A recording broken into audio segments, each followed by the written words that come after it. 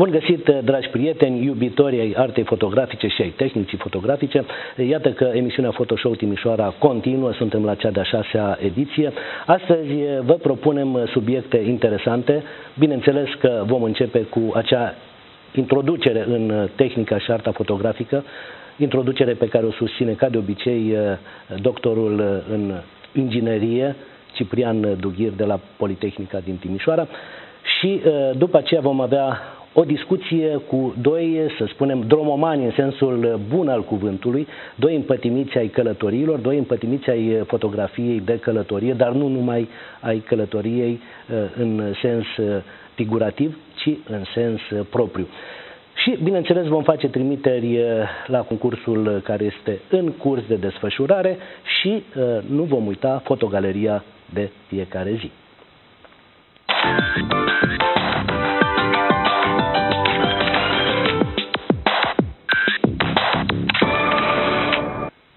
Bine v-am regăsit, dragii mei fotografi. Dacă data trecută am vorbit despre diafragmă și v-am prezentat modul în care diafragma influențează cantitatea de lumină care ajunge pe senzor, astăzi vom continua să povestim tot despre diafragmă și vom vedea modul în care aceasta influențează profunzimea de câmp. Ce este acea profunzime de câmp? Probabil mulți dintre voastre vă întrebați, sau în engleză depth of field. Profunzimea de câmp este o zonă din imagine, delimitată clar de două planuri, în interiorul căreia imaginea apare ca fiind clară. La o diafragmă deschisă, o valoare mică a indicelui diafragmei, avem de-a face cu o profunzime de câmp mică, așa cum se vede și în imagine. Punctulețul roșu de pe omuleț reprezintă punctul în care noi am făcut focusul. Atunci când închid diafragma, profunzimea de câmp crește, iar la o diafragmă F22, ea crește și mai mult. În raport cu punctul de focus al obiectivului, punctul în care a fost focalizată imaginea, câmpul de profunzime se întinde 1/3 în fața punctului de focus, respectiv 2/3 în spatele punctului de focus. Acesta este un lucru esențial pe care orice fotograf ar trebui să îl cunoască. La ce ne folosește să știm cum anume speculăm profunzimea de câmp?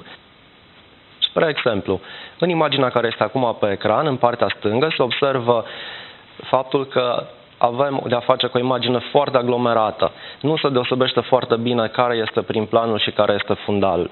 Pentru a rezolva problema aceasta și a reuși să vedem care este de fapt subiectul imaginii, respectiv floarea din prim plan, putem să deschidem diafragma la 2,8 și în felul acesta fundalul apare neclar. În cealaltă imagine pe care o aveți acum pe ecran, în partea din stânga am fotografiat o floare cu diafragmă 11, se observă că toată floarea este clară, iar în partea dreaptă am fotografiat aceeași floare cu diafragmă 2,8 și puteți observa că doar anumite stamine sunt clare, obținând astfel un efect mai artistic. De asemenea, se observă și fundalul care este mult mai neclar.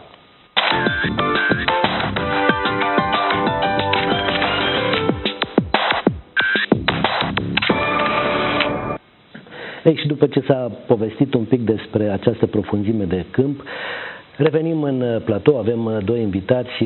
Spuneam la începutul emisiunii că există pe lumea aceasta dromomani care nu sunt dromomani doar de dragul de a drumeți, ci care încearcă să aducă, pentru cei care nu reușesc să ajungă în locuri inaccesibile, din punct de vedere financiar nu pot să ajungă sau din alte puncte de vedere, dar care aduc imagini inedite.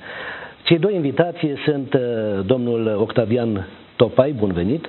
Bună ziua. Dumneavoastră sunteți în același timp și arhitect și fotograf pasionat și aveți și câteva site-uri interesante, am văzut câteva imagini deosebite și, după câte știu, aveți și mai multe premii naționale internaționale. Bun venit încă o dată. Bine v-am găsit, mulțumesc. Sunteți mai zgârcit la vorbă decât la numărul de fotografii pe care le realizați. Cel de-al doilea invitat este domnul Sergio Morariu Bordan. Ați subliniat dumneavoastră, să spunem și Bordan, fiind numele mamei dumneavoastră și pentru că ați trăit mult timp în partea aceea de latinitate, dar nu latinitate însemnând Italia, ci însemnând Peru, însemnând Spania, însemnând Argentina și multe alte țări. Dumneavoastră sunteți cunoscut pentru enduromanie, pentru faptul că sunteți prezent la toate acțiunile, că sunt culturale, că sunt sociale, că sunt educative, că sunt sportive. Sunteți prezent la toate. Bun venit! Mulțumesc, mă bucură să fiu cu voi și dacă pot să transmit ceva interesant, cu atât mai bine. Inițial, când am discutat cu domnul Topay, spunea: domnule, dar nu știu câte afinități am eu cu domnul Sergio Morariu, că fiecare are domeniul său de activitate. Zice, eu nu m-am urcat pe motocicletă niciodată și nu sunt pasionat de enduromanie. În schimb, este un arhitect de excepție. Iată ce vă unește la urma urmei. Faptul că ați călătorit mult, faptul că ați realizat imagini deosebite. Putem să spunem câte ceva despre Patagonia, domnul Topay, pentru că ați fost recent în Patagonia, domnul Morariu a fost în urmă cu 39 de ani, 40 de ani, cam așa ceva. Ultima oară în 86. Dar pozele sunt de prin 72, 73. Așa, pozele care vi le-am trimis, a fost o neînțelegere, că dacă știam, trimiteam și poze mai moderne. Acelea erau făcute pe celuloid, am însă și mai moderne. Dar poate altă dată. Se poartă și poza istorică, pentru că trecând 40 de ani deja sunt niște realități care poate nu mai există la ora actuală. S-a schimbat câte ceva și în Peru. Cum a fost în Patagonia? La început aș vrea să rectific puțin ce spuneați mai înainte. Rectificați. Mai merg și eu cu motocicleta din când în când. Dar nu mergeți cu enduromania? Nu, doar că nu, aici intervin divergențele. Noi nu suntem întru totul de acord cu efectele negative pe care le are asupra mediului activitatea, enduromania. Deci dumneavoastră mergeți pe șosea și domnul Morariu merge prin natură. Tot pe șosea mergem și noi. Mergem, ok. Vă propun o fotogalerie Octavian Radu Topay.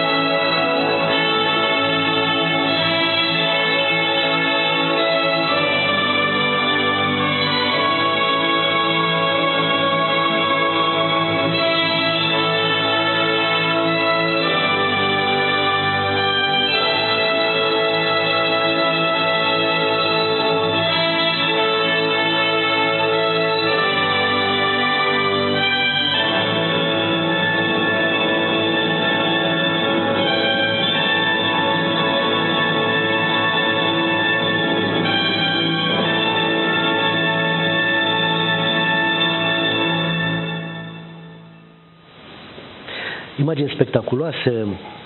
Am văzut munte, am văzut mare, am văzut pădure, am văzut în depărtare chiar și mici animăluțe. Unde ați realizat aceste imagini?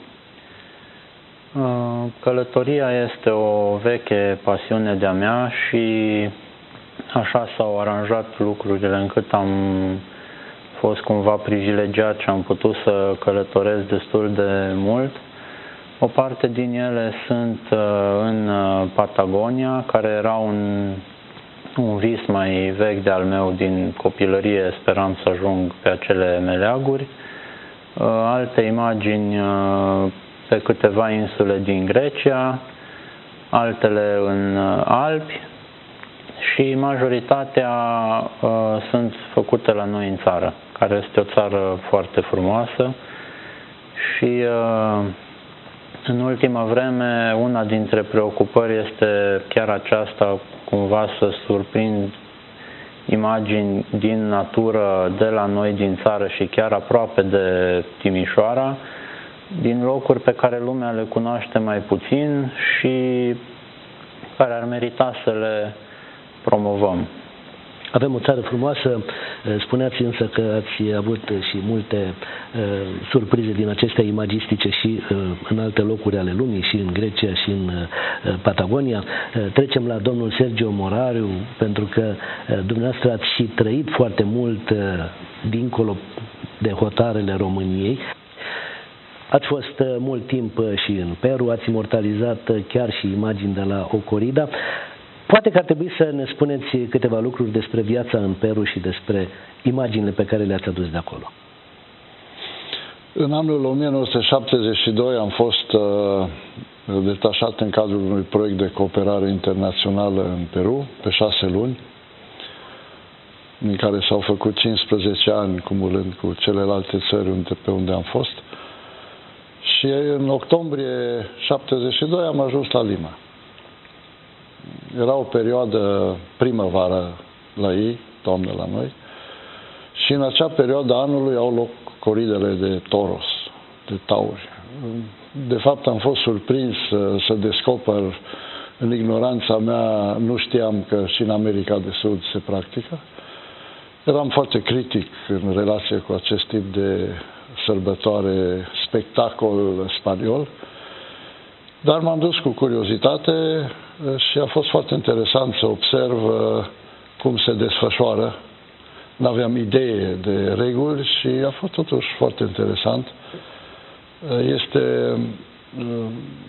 pentru peruani care nu au, pentru oamenii săraci, ei economisesc tot anul ca să se ducă la o coridă. Și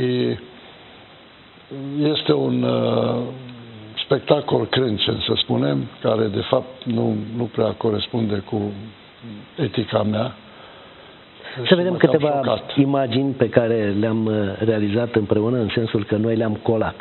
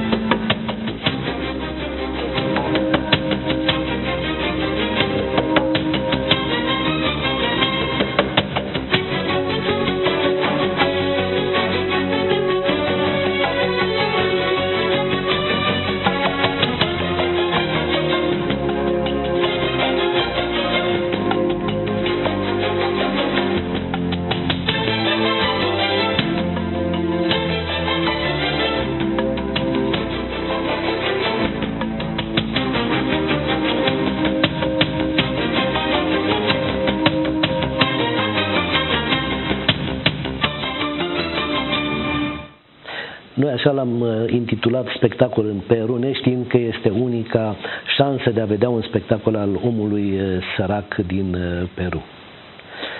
Este foarte interesant situația în Peru, pentru că ei au o cultură adevărată a calului, a coridelor. De exemplu, peruanii au un așa numitul caballo de paso. Acești cai nu se mișcă în mod normal cum cunoaștem noi cai, ci își aruncă așa picioarele și merg ca o barcă pe apă și este o afacere formidabilă pentru crescătorii de cai, pentru că în America se comandă acești cai tocmai pentru ieșiri de lux. Sunt dresați special. Da. Sunt dresați special. O să revenim la Peru, pentru că acum vreau să revenim la celălalt invitat al nostru, la domnul Octavian Radu Topai. Avem câteva imagini pe care aș dori chiar să le și comentați.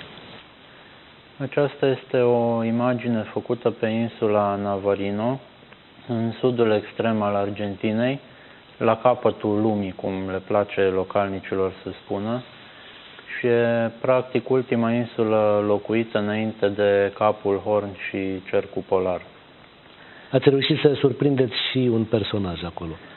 Da, mi-a plăcut mult senzația asta de nemărginire.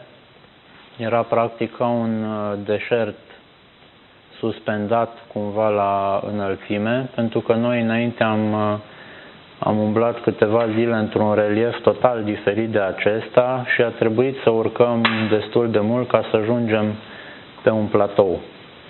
Și când am ajuns sus, am fost foarte surprins să găsim așa ca un deșert suspendat la înălțime. Este și îmbinarea aceea cu norii, dar iată aici o beție de culori, cum s-ar spune. Imaginea reprezintă un gaucho, un crescător de cai, întorcându-se la estancia sa, la fermă, lângă un ghețar foarte renumit în Argentina, Perito Moreno. Și tipul de vegetație diferă foarte mult. În spate se vede și un lac și mi-a plăcut foarte mult locul acesta și adaosul pe care îl dau personajele în imagine. Ați folosit un filtru special? Nu, nu. Deci obiectiv normal, obiectiv normal și un filtru UV care doar reduce puțin ceața depărtărilor. Și ați ajuns într-un fel de ceață a apei. Da.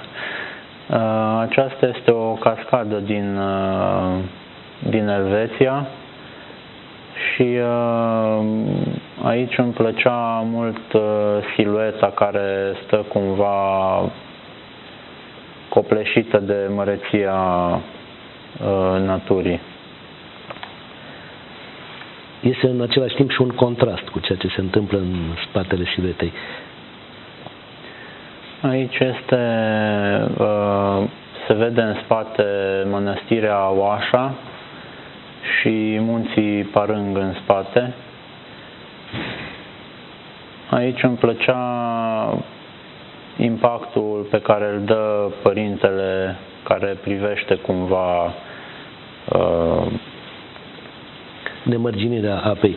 Aici erați deasupra norilor sau?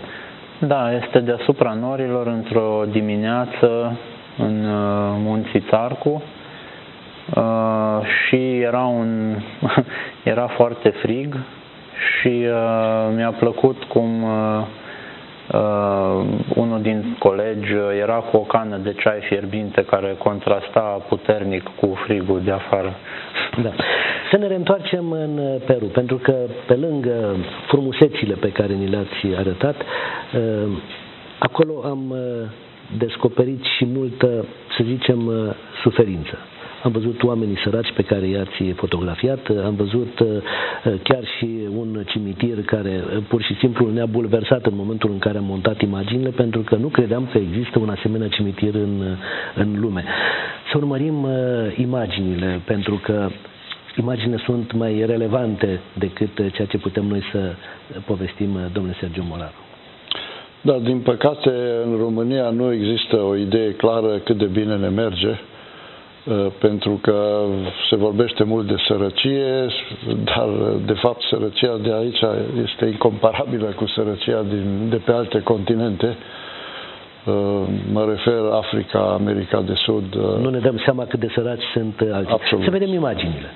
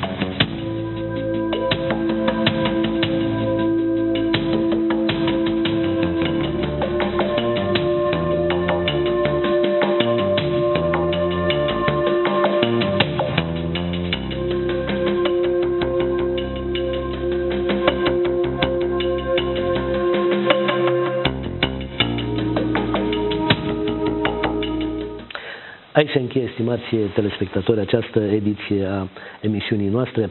Vă reamintesc faptul că avem un concurs în curs de desfășurare. Tema concursului este copiii. Trimiteți câte o fotografie de autor pe tema copiii, pe adresa pe care o veți găsi pe pagina noastră de Facebook, adică acolo la Photoshow Timișoara. Toate cele bune, ne revedem săptămâna viitoare.